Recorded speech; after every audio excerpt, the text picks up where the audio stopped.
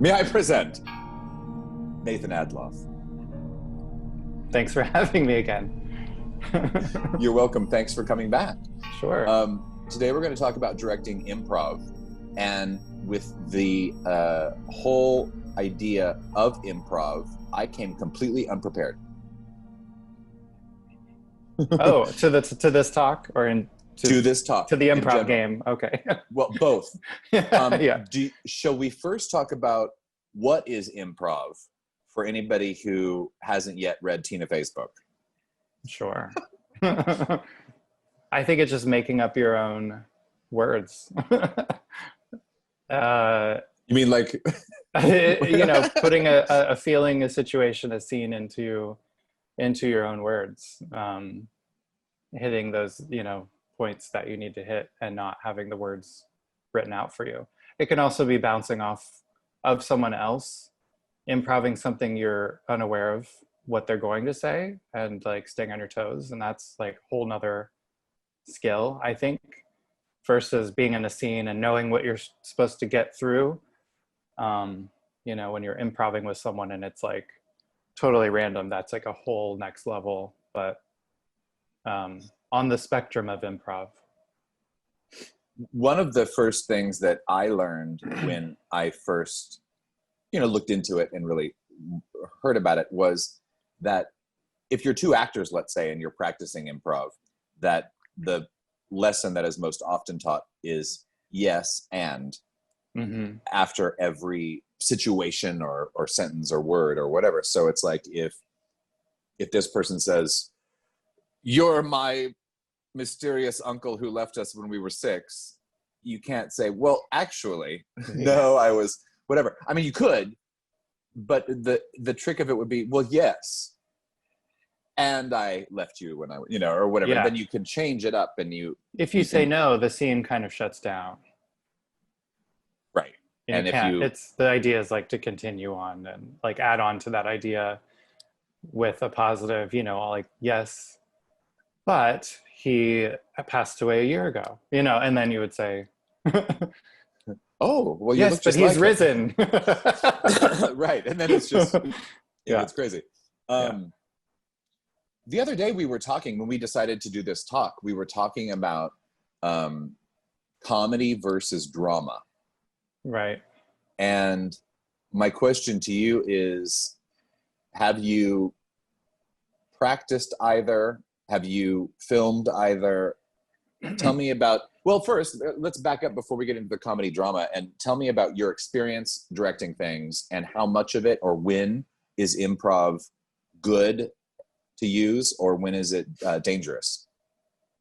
Yeah, well, I've used improv in a lot of different sort of ways, but I've written and directed 2 features, which were very much scripted. And then I've made maybe 10 to 12 shorts, which I think they've all been improvised. Maybe a couple were scripted, but we usually go off the rails in improv anyway. With my shorts, I think because the stakes are lower and, we're a lot of times it's friends and we're having fun and wanting to create art.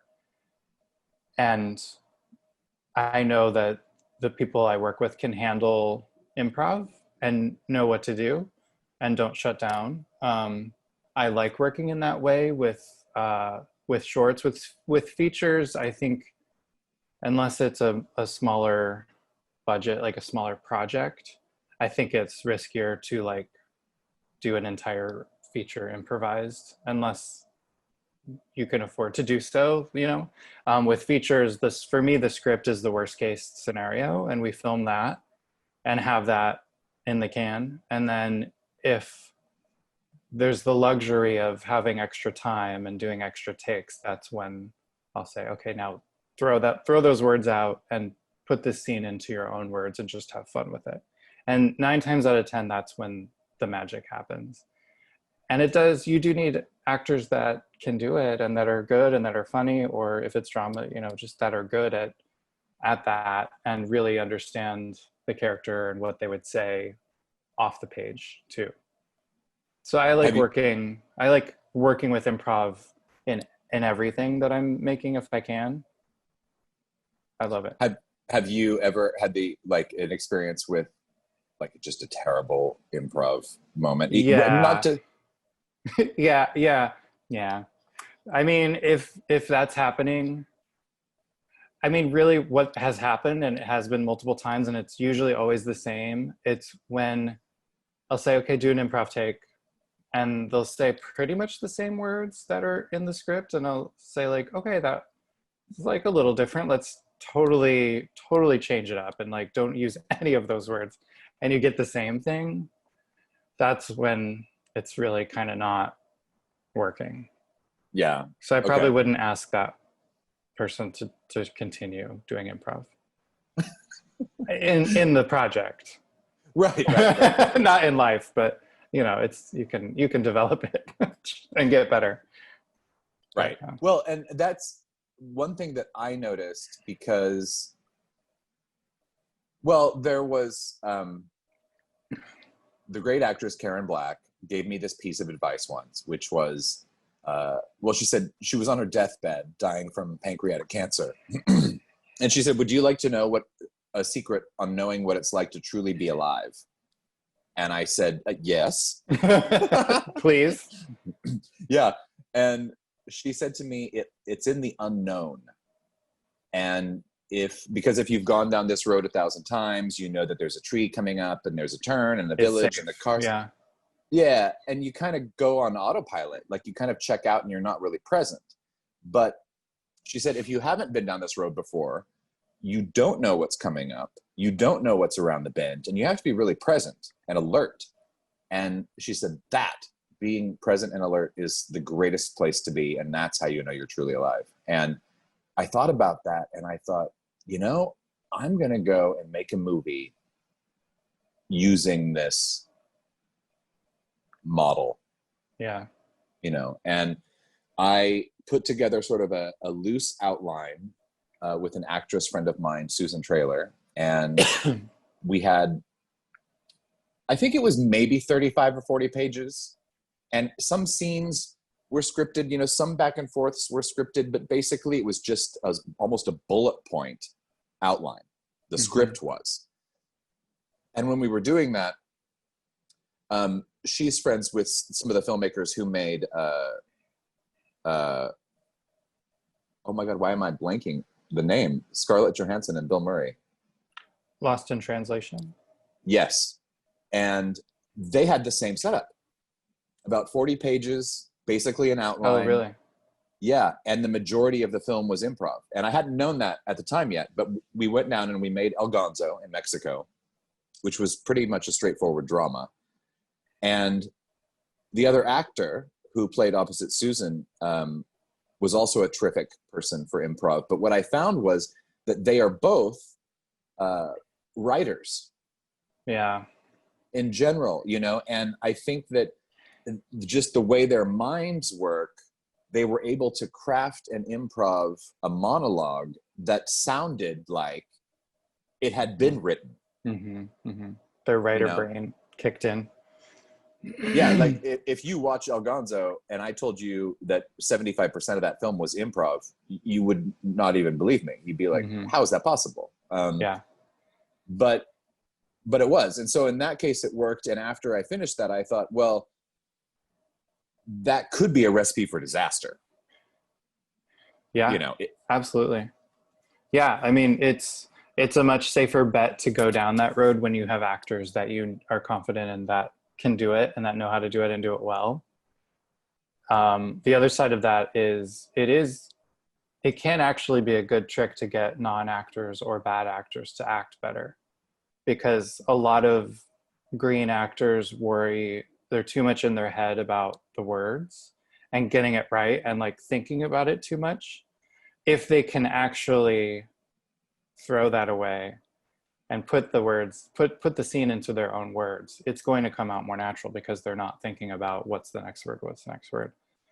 So it can go good on that side of the you know, the level of skill that the actors have that you're working with too. But yeah, if you have actors like that, like, or in Lost in Translation, like, of course they're gonna be good. You know, I don't think Bill Murray is going to be bad at improv, you know. Right. Well, and maybe even if he was, and the person starring opposite him wasn't her, could help him out. Yeah. Well, or either. Yeah. I think they would feed off each other. I mean, the person who's leading the improv could easily just guide around the other person, I think. Yeah. Yeah, for sure.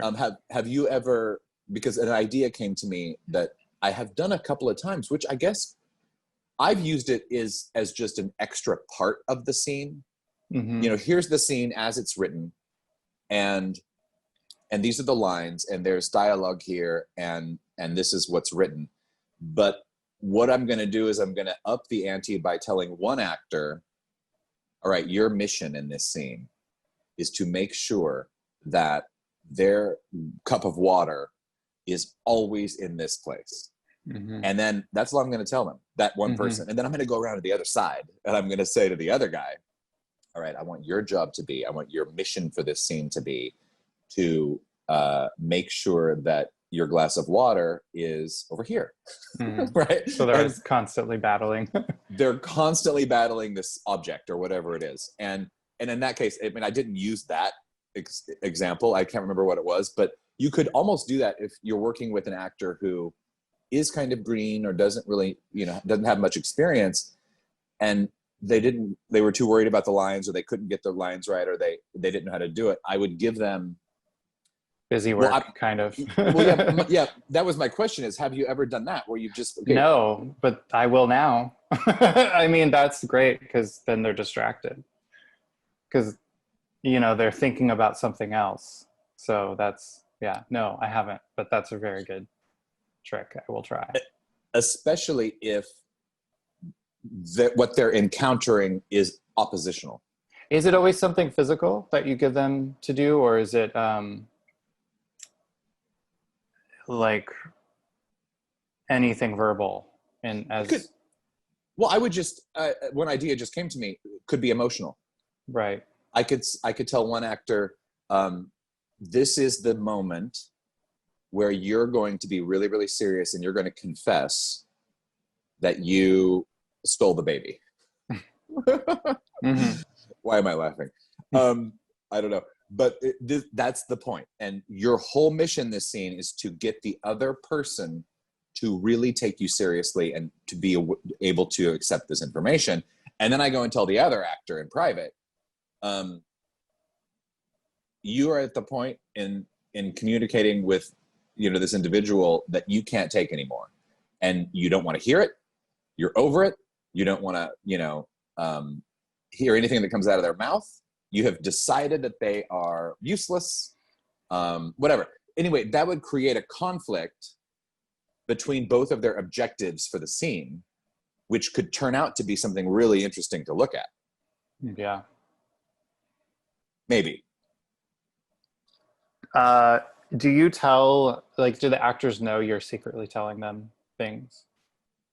The other person, I guess they just assume oh, you probably told that person that something else too. I could see that getting in their way too, but I don't do it back to back. So I try to disguise it. Uh-huh. Because part of the fun of it is that they don't know that I've told you, and especially they don't know what I've told the other person.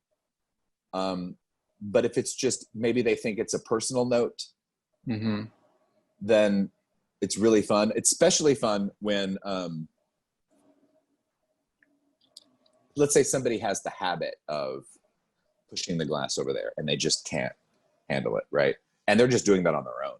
I might tell the other person to do something with the glass just to change it up without telling the other person anything. Yeah. I mean, I think even in comedy, we'll go back to comedy versus drama in doing this, but even in comedy, there's always a conflict or an opposition between the performers in the scene. And it doesn't have to be a major thing like you stole my baby, but it could be, whatever it is. It's the back and forth that makes it interesting, I think. Yeah, for sure. Yeah.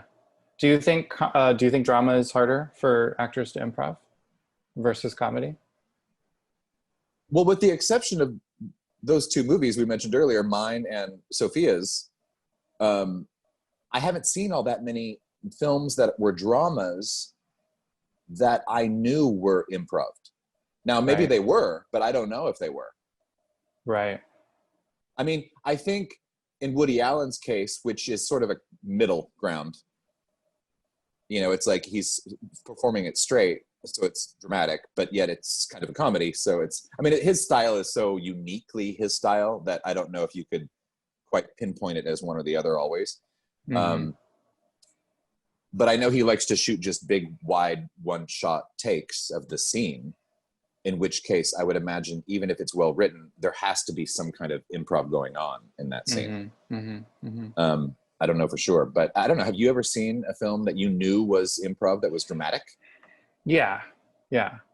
Like the whole mumblecore movement back like 10 years ago, those were all dramas and all improvised. But bigger movies, no. I mean, unless like what you said, I didn't know. I wasn't aware that they were mostly improvised. And I think I was thinking about training, and I certainly see like comedy improv classes, but I don't ever really see drama improv classes advertised. So maybe that has something to do with it as well. Improv people want to make what they've been trained in and, or, you know, feel that they're good at, and maybe drama's like a little too far away from what they know. I mean, I think the principles are the same, right? It's just yes, genre. I'm now reminded of there was a scene in particular. Now, the film that I directed in October, November, that's in post right now, called Alchemy of the Spirit, with Sandra Berkeley and Sarah Clark, both of whom are fantastic, amazing actors. We did it in a similar way. So our script was like 45 pages long, and a lot of it was, and I used the words, instead of using the words improv, even though that's what it was, I used, let's explore this topic, you know, and there were some scenes that were very, very scripted that, you know, I wrote that were meant to be said this way. But then after the take, I would say, okay, let's do this scene again, but this time let's improv it and let's explore this concept, you know, or let's explore this idea, you know, because it's about a woman who's dead, and she may or may not be there in spirit form. And if she's talking about what the afterlife is like, you know, that could be endless. There could be 1,000 ways to talk about that. Mm-hmm. And sometimes it worked really well, and sometimes it didn't. And I think, I mean, while we were just shooting it, the scenes are great, the movie's fine, but like at the moment I noticed it was a little tough because it wasn't comedic necessarily. It was, we're talking about important things, and that became challenging. Yeah. I mean, I don't know. I personally, because I have done it, well, I did it with El Gonzo and then I did it with Alchemy of the Spirit, but I would think that directing comedy improv, especially if you're working with comedians or, you know, people with good comic timing, would be a lot more rewarding. Yeah. I have an input, if I Yes. may. Nathan, you mentioned comedy improv. Stephen, you mentioned comedy just recently. How about Superbad? Do you think Superbad is an improv movie? I would guess not, but it might be one of those that we're surprised, like, you know, that we were unaware of being improvised. I think a lot of the dialogue, you know, just on how big Jonah Hill was at that time. That was one of his first movies. Mm-hmm. How they dialogued in that film. A lot of that comedy was just lines that people just mimicked and duplicated, replicated time and time again. Dialogue, improv. Whatever that was being said in that movie, kind of just like it kept happening over and over again. Well, and you know what could have been the case also is that if you're working with a comic talent like that, even if it's written, I mean, typically I've seen this, so the cameras are rolling, they're doing the scene, sometimes they just keep it rolling. Yeah. Especially if the actor is has comic timing and they're a comedian, they're gonna do stuff that's their own little like pinch of salt. You know, they're gonna give their own unique sort of spin to it. Yeah. Those are the funniest parts, I think. You know, they can be if it works. You know, it's usually better than what's on the page. Yeah, typically It's more natural too because they're trusting their instincts. Yeah. Yeah, thank you, Cesar, for pointing that out, because I seriously think that, especially if you get a script and it's really, really good and it's funny and it's great, but you're, you know, a really good comedian, you will just instinctively, and maybe if it is because you've had improv training as a comedian, that maybe you just instinctively will just blurt it out without even thinking when you're shooting it. Yeah. And I wouldn't be surprised if that happened a lot, even if you go all the way back to, you know, Some Like It Hot and, you know, the first sort of, you know, comedies that were made, and especially with people with comedic timing, like Dirty Rotten Scoundrels with Steve Martin, you know, and Michael Caine. Michael Caine's not known as a funny actor per se. I mean, I don't know, maybe he is to some people. But Steve Martin is a comic, and he was a comic. And I can't imagine that in any film that stars a comic that there isn't some amount of improv in that movie. Yeah. I would be surprised if it goes against what they stand for. it goes against their training, you know, their core like skills of acting and writing. Totally. And you performing. know what? Like, yeah. And I feel like if you're the studio head or you're the production company who's producing this movie, if you've got a brilliant comic actor or actress that has been a comedian or a stand-up comedian or any kind of person with great comic timing, I highly doubt that you're going to see those improv cuts like in the rough cut of the film and ask to have them removed. I highly doubt anybody is stupid enough to say, oh, well, that wasn't in the script, I think that should be cut out. I doubt that. Yeah. What was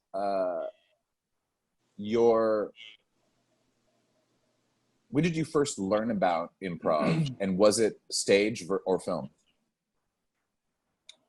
The thing you, like when you first saw it, or you first just ever saw it? I mean, I probably went to some improv shows in college. And then in film, friends were working that way before I was ready to make my first film.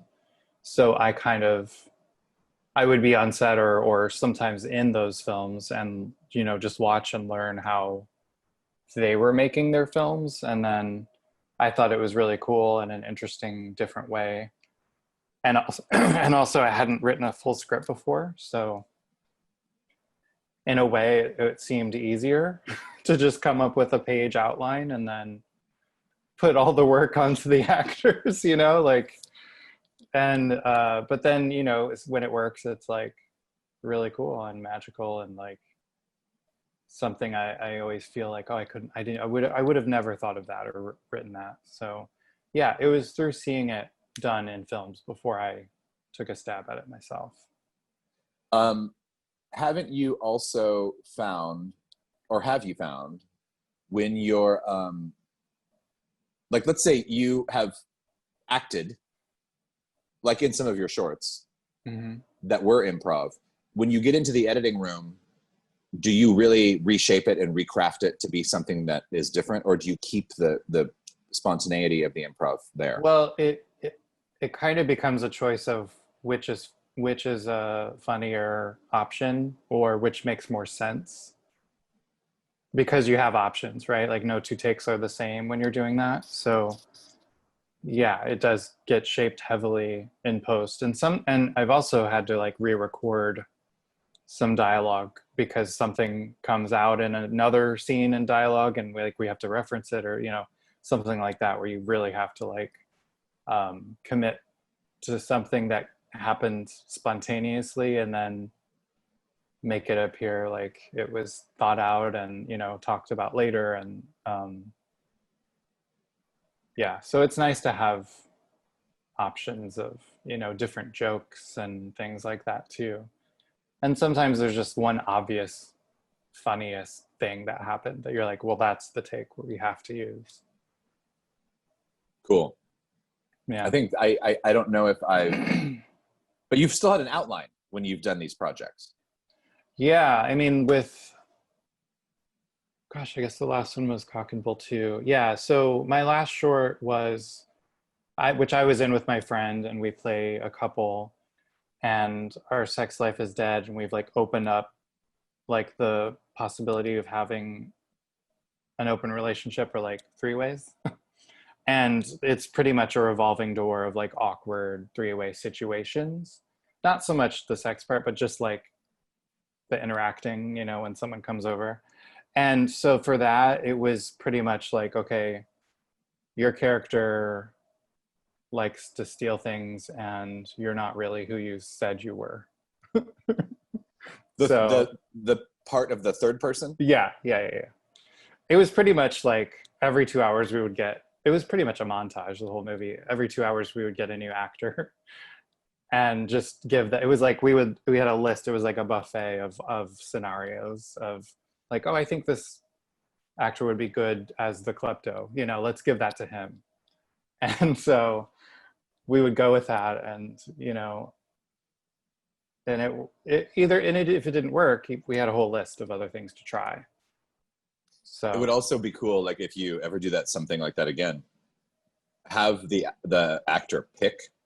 Yeah, well, I encourage them to come with their own ideas as well, which a couple of them we did use. Like one actor who's a friend said he had an awkward hookup where the dog was just on the bed staring the whole time. And I was like, bring your dog, let's do that. And that's in the movie.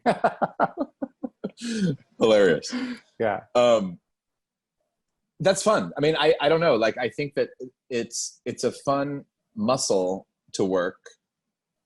And I wonder if you haven't done it in a while, if it's rusty. You know, like I wonder if it's something you truly do have to do on a regular basis. Probably. I mean, I would like to think that having been writing for the past few months, like mostly nonstop, is sort of working a similar muscle, you know?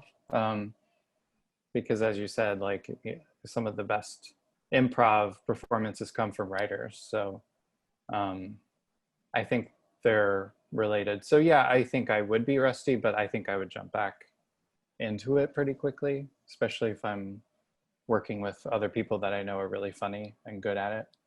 Mm-hmm. Do you prefer sarcastic, witty improv or ha ha ha? Like, sarcastic, like dark. Oh, well, hold on. I'm here. I'm here. Definitely sarcastic, witty, dark comedy, awkward. Those painfully awkward, like realistic scenarios, like where people would watch it and say, you know, think like, oh, I've been there, or that's my nightmare, or, you know, something that could really happen in real life, and just taking it one step further, you know, and making it even more painful.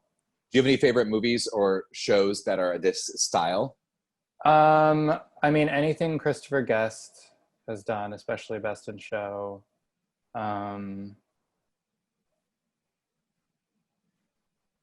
Have you seen any of Chris Lilly's work, like Ja'mie, Private School Girl, or Summer Heights High?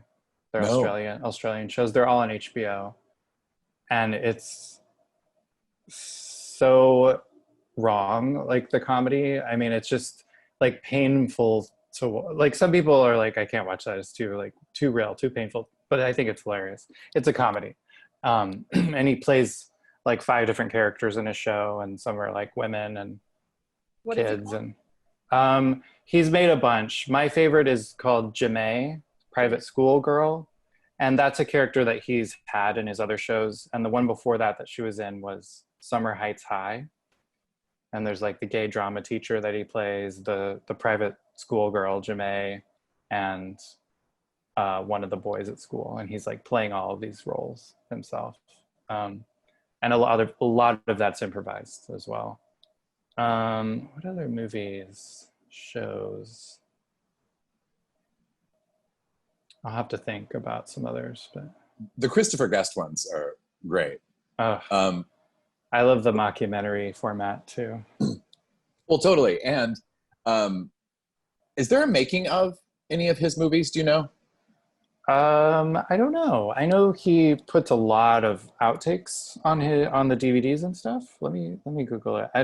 I would be interested to see him directing and see how he goes about that, you know. Yeah, I feel like either I saw it in, you know, like after the end credits, they'll show outtakes or something. Yeah. Or I saw it maybe in a documentary. I can't quite remember, but I remember seeing the actor go through the process by which every single take was improv, but every single take was genius. So Yeah. It's like, which one do you use? I know. That's a good problem to have. Well, it is. I mean, especially if you're working with, you know, these, especially those guys, the Christopher Guest cast, like, you know, his troupe basically that he has and puts in everything. They're all absolutely incredible, and that you can never go wrong. But it's like, I would think it would be impossible to decide. I mean, that's when I guess I'd have to walk away and really just let the editor do it. Leave it up to a vote or something, like feedback. Yeah. But you're not a fan so much of like slapstick. No, I mean, I like things that are grounded in reality because I like to be able to relate to it and believe that it could actually happen to me. And I feel like slapstick, I don't know, it feels too easy to me. It just feels like, oh, let's just be silly and film it. No.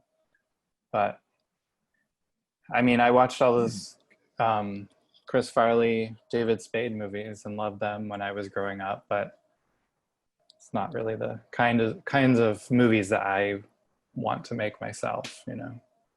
Do you have anything in the works that you, in this sort of process, that you would want to film improv? I want to make a third. I mean, I want to keep making the Cock and Bull films, the shorts. I've made 2. And each time the 2 lead characters, my friend and I, play, like in the first one we were friends, in the second we were boyfriends, and the third will be something else. And we're thinking it'll take place in the 70s on an airplane. So just awkwardness and we'll be flight attendants. So awkward interactions with people on a flight, like a Pan Am flight in the 70s. So we'll see when that happens. I was thinking about doing something on Zoom, but I'm kind of over the Zoom format. I think we're going to be seeing way too many films and things that are just like the Brady Bunch talking heads. But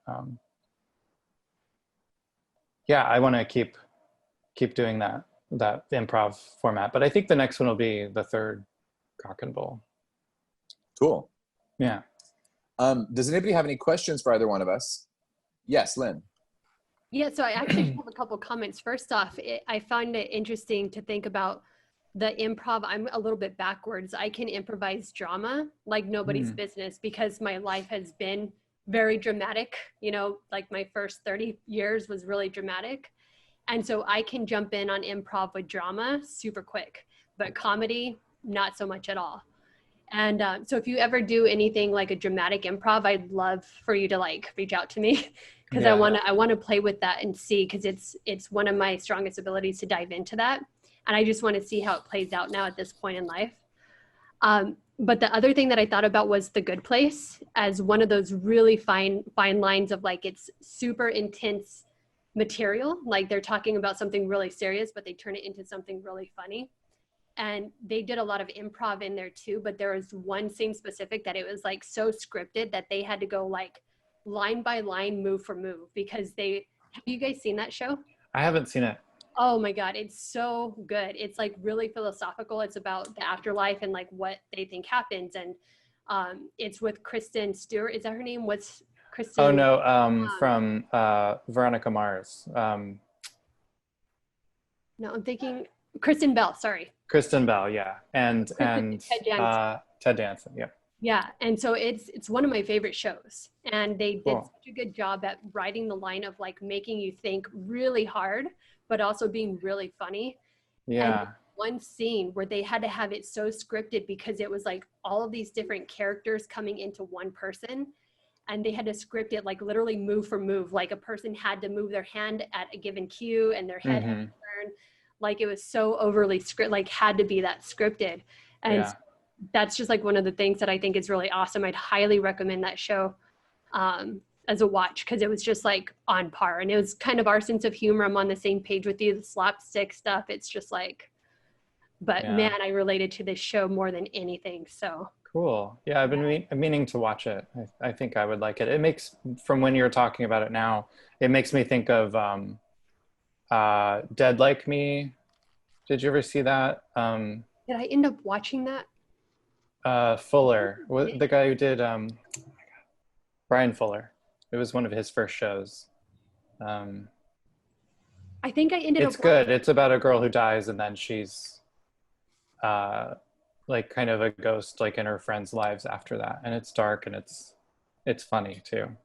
So I will say that when I looked up other shows like The Good Place, that one popped up, and I don't know if I ended up watching it or not yet, but I will now.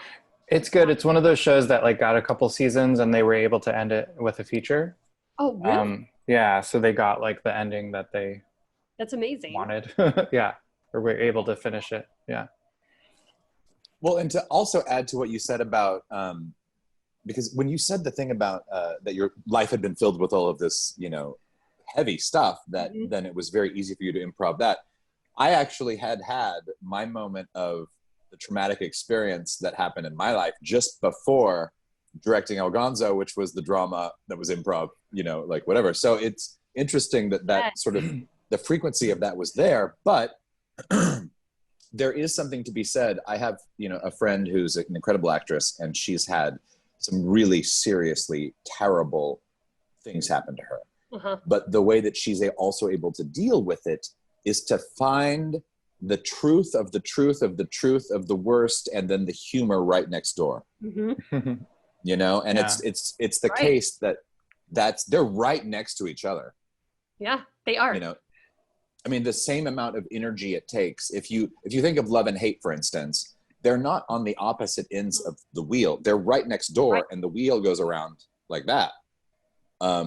So, and it's also, if you think about the in Greek, you know, lore, it was the symbol of the smiley face and that, you know, the frowning face at the same time, because it's like yin yang duality, and everybody has both in them. And if you get to right at the edge of where is that terrible thing happening and where is that hilarious thing happening, they're so close that really, I think that's interesting to think about. And, you know, if the fact that, you know, we might be able to improv a really terrible, horrible scene between two people who are abusing each other, or, you know, I mean, a little bit, my scene in Casserole Club where, you know, the husband comes home and berates the wife, and the wife is upset and she's bawling, and this is really, really heavy. It had been scripted, but I would say about half of that scene was improv. And I sort of just stuck them in this room and said, okay, you guys go play. And when you feel comfortable that you could do this, because it was like a 10-minute scene, we'll shoot it. And then we'll go away and you can do it again, you know, and then we'll come back in and we'll do the second take. And I just kind of let them sit in there with each other for 30 minutes. You could hear them, like we were outside, and you could hear them screaming at each other through the walls because they were so into it. Yeah. Did you give them a heads up that you would be working that way with them before? Because I could see actors being like, what? I thought we were just filming the scene as it's written. I have to go in a room and scream at this person for 10 minutes. Well, it was also heavily choreographed. So they were going through that too. Well, and the kitchen on the set, because we were on location in a house, was kind of small. So there really wasn't that much room for them to feel the space and to walk around without bumping into us, the camera people. So I wanted us all to be away from it so they could imagine being in their kitchen on their own as if they lived there. What does that really feel like as actors? And it was just an exercise. And I can't remember if I told them beforehand or not, but I did it. I framed it as an exercise. So it's like, all right, I want you guys, this is a really intense scene. I want you to really be familiar, because at one point he has to take her casserole that she's made him for dinner, that he's just berated her about, and smash it on the floor.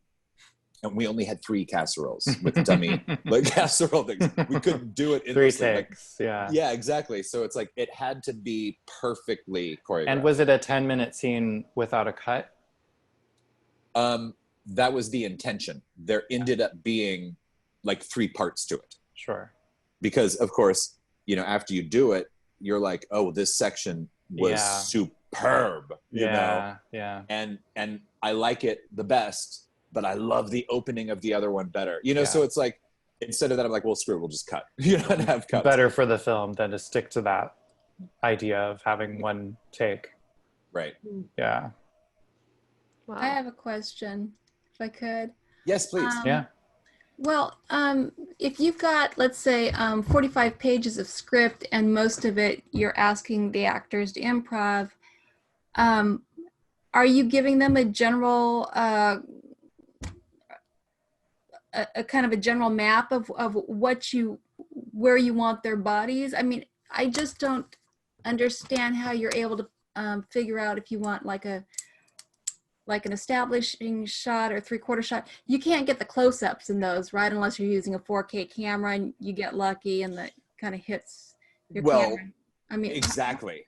I mean, ideally, you'd have 2 cameras. You'd have you'd have a camera on each actor, because otherwise, if let's say I'm filming you, and Nathan is opposite you, but he says the most brilliant thing improv, but he's not even on camera. Then that's tricky. So I don't know. Have you ever used 2 cameras? For continuity too, because if you're asking your actors to improvise, their water might be here in one take of that entire scene, and then it might have been reset or moved, and then now you have like, you're cutting between 2 improv takes. I mean, I guess you need someone in charge of that, like a script supervisor, but you know, it's jumping around. So that there's that problem. But yes, I think having at least 2 cameras, 3 preferably if you can, is essential for an improvised movie. I mean, unless you really do the choreographing first. You're just kind of getting just a more wide shot, right? You don't know where the actor is going to go. You don't know where she's going to bend. You don't know the actor, if she's truly doing improv, doesn't know what she's going to do. Yeah, totally. And I like having a camera on sticks, like a camera on a tripod, and you generally tell them to stay in this area, and then having a camera person floating around with a camera too. So if they're moving, they can follow them. And then you can always hopefully cut back to the static shot too, if you need to, or between multiple takes of the moving camera as well. Or if something works in that first go at it, that first take, and you're like, okay, we need to keep that bend over. We need to keep you walking over here. That becomes, you know, solidified in what's going to happen in the scene. So then you can plan ahead. You know, the first one is kind of a practice run anyway. Like your first take, you might get something amazing out of it, but if there's something you really liked, you could just tell that person the actor to keep doing that same thing. Use whatever words they want, but generally stay in that area, which can kind of limit, you know, the risk of not getting it every time. And you know, one time, Stephanie, what I did when we were working on one scene in particular, I said to the actors, here's where we're going to start. I want you guys to start with this idea, you know, these 3 lines. Let's say we've written those 3 things out. Then I want you to just go with it. And I want you to say whatever you want, go wherever you want, feel whatever you want, but you have to bring it back around and end the scene with these points. because that's where it's going to be able to cut and move forward to the next section. So it's a little bit like saying, we're going to start at A, we're going to end at C, and I don't care what B is. Right. So you're hitting particular story points. You got to hit those particular story points. But when you're filming it, it has to be more of a loose guerrilla type filming, right? Because you're going to kind of go wherever that thing takes them. And so then actually when you're kind of editing the picture, and the shot, that shot may not be framed quite right, then with the 4Ks, you kind of just trim it however, so whatever you need is there, right? And whatever you don't like, you just kind of cut that extra 2 inches off the ceiling off there.